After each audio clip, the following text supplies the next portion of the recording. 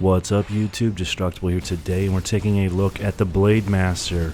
So, this is a lot of fun, and I hope you guys enjoy this build. If you do, leave a like, subscribe, all that stuff. And, yeah, you guys have a wonderful day. What's going on, YouTube? Destructible here today, and we're taking a look at the Blademaster Shadow build here in Grim Dawn. So, for those who are wanted to see the gameplay, you can skip ahead to somewhere around here on the screen right now. And or for those who would like to see the gear, mastery points, and skill points and all that stuff, you can just take a look at the Grim Tools link below that I'll provide. Otherwise, we're going to get into the gear right now and just skim through everything so we can get into the gameplay. So first things first, we're using the Belgothian Slaughter. This is a pretty common set. A lot of people have used this. It was really huge and what's it called? Ashes of Mammoth, the expansion. There was a lot of people using this for the Blademaster.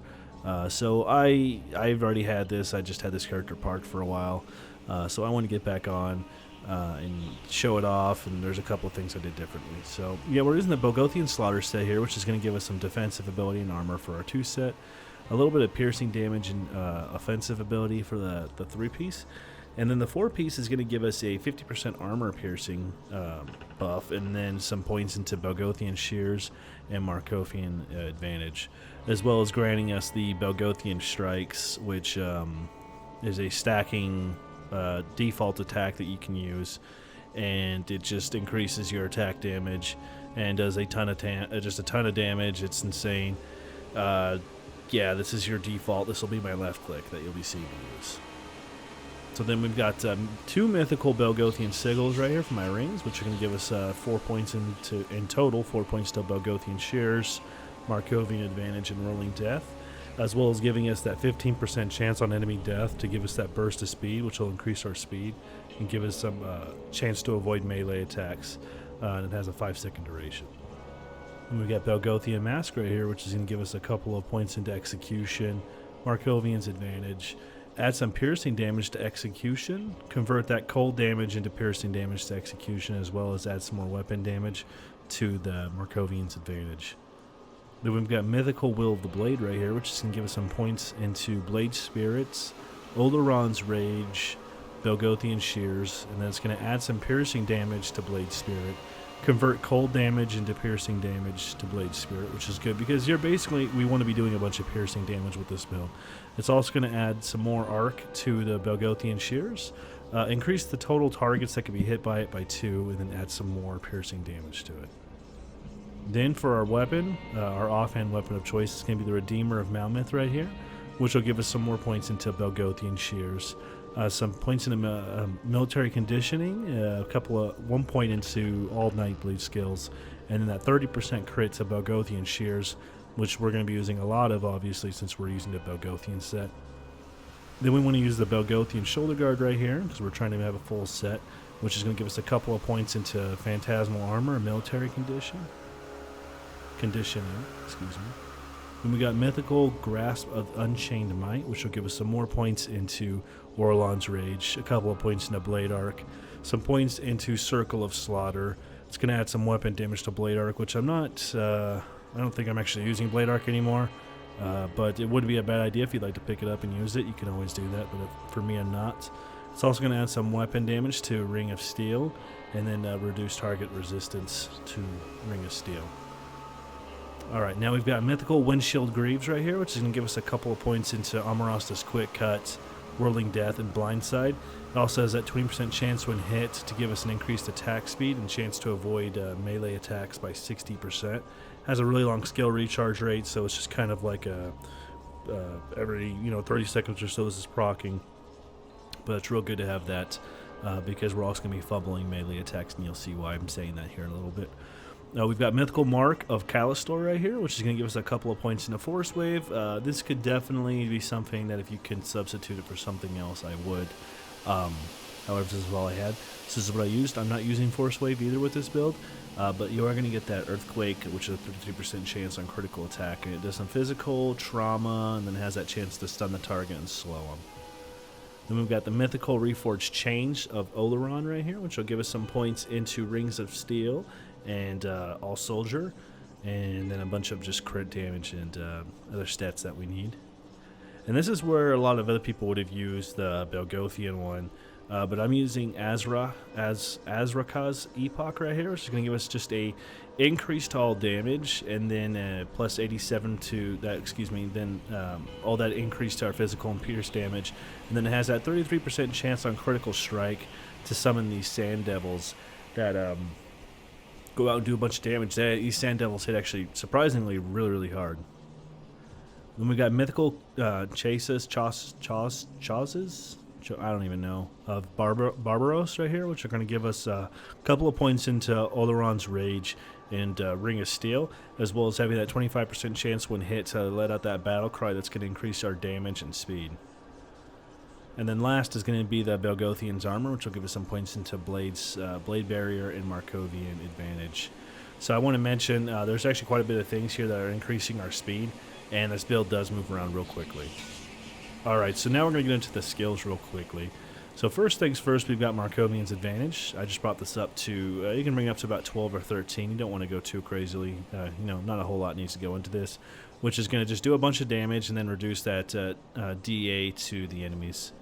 Then we got Fighting Spirit, which this activates. It's a 40% chance of activating when you take damage. It has an 8-second duration, 16-second skill recharge, so the uptime could be about 50% if you're, pulling enough enemies and being hit enough. And they're going to have that full 200% increase to damage and that 235 OA, which will just get your crit up real high.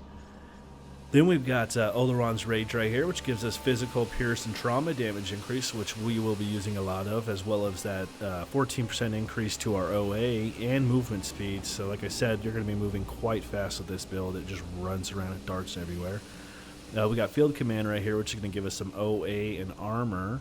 OA and DA. For those who don't know what OA and DA is, it's offensive and defensive ability, which our chance, OA is going to give us crit, and DA is going to give us dodge and reduce crit chance against us. Squad Tactics right here, which is going to give us an increase to that damage attack speed that we really want. Then we've got Scars of Battle right here, which will give us some armor absorption and stun reduction. So that's reduced stun duration right there is real good.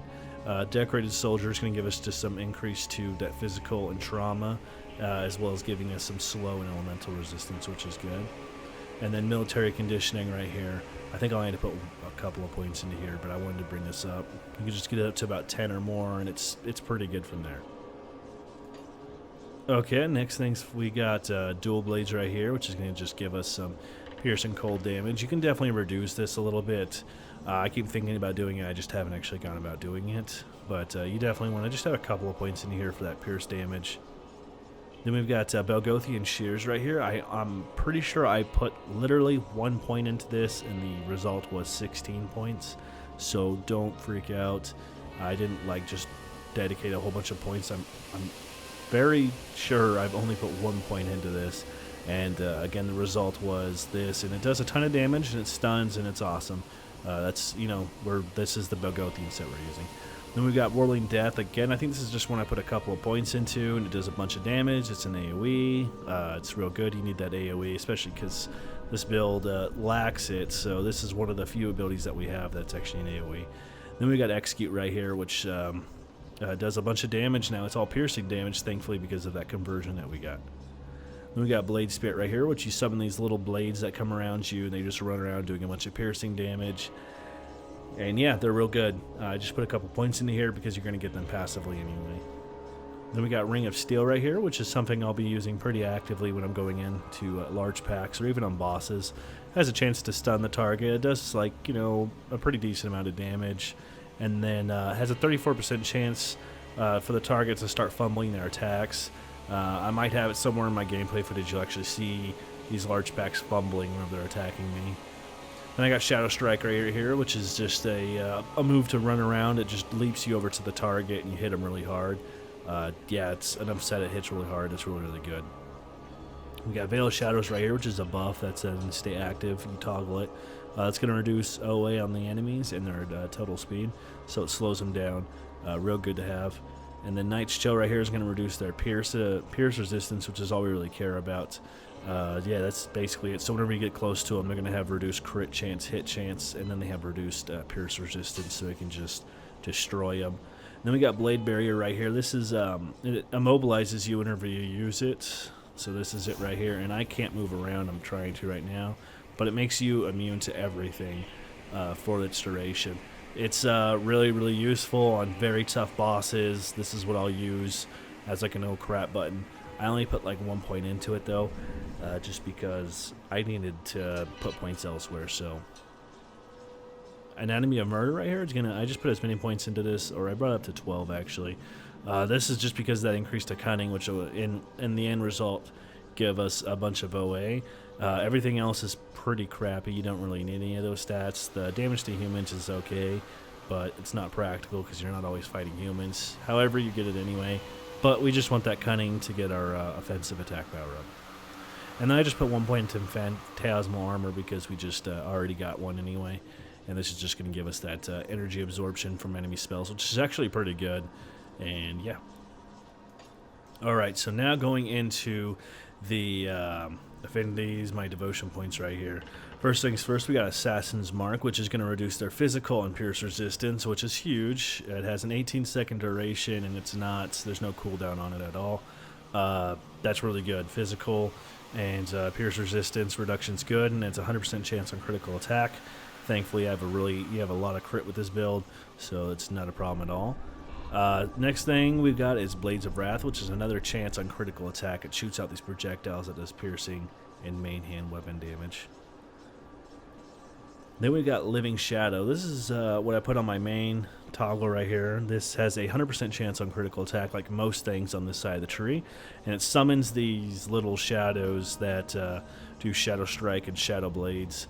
And they do a whole bunch of damage, and then that attack damage is actually converted into health back to you. Then we've got Shifting Sands right here. You might see this one as well, where you're shooting these sands out. They go out to the enemies. Just does a bunch of physical and piercing damage, reduces the target's OA, and then gives them a chance for that impaired aim for 3 seconds. Then we got Ghoulish Hunger right here. This is just a no crap button for a lot of you guys. You see, I pretty much always head this way. I had a lot of trouble once I got this full set on.